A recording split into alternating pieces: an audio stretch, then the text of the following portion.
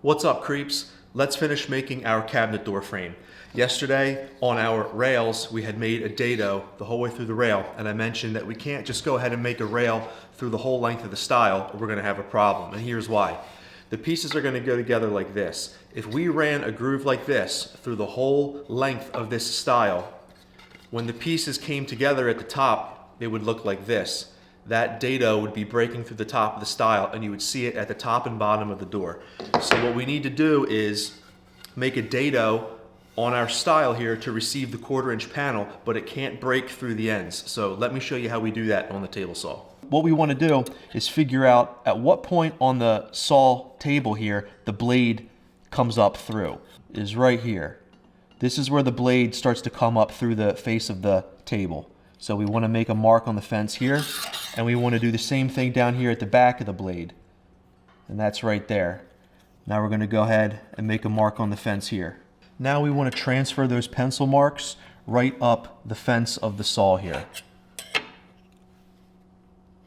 Now that we've identified those 2 points on the table saw, in theory, if we were to drop a piece of wood on beyond the leading edge of this blade, run it all the way through, and if we were to lift the piece of wood up off of the blade before we go past this line, we will theoretically not have cut through the ends of the board. And that's what we're going to do.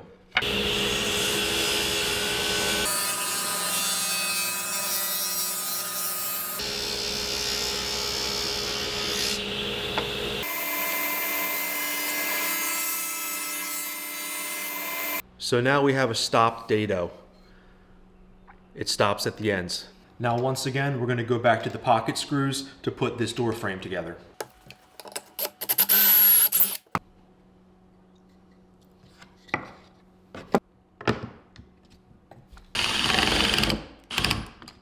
Before we fully assemble this door frame, we need to cut and install the 1/4" panel of plywood into the frame.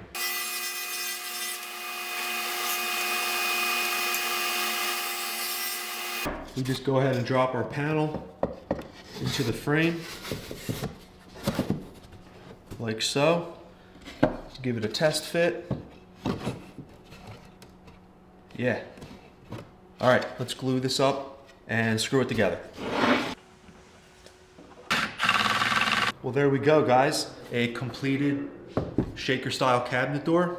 In the next video, I'll show you how we can take care of these pocket holes with some paint grade plugs, and then we'll move on to the hinges.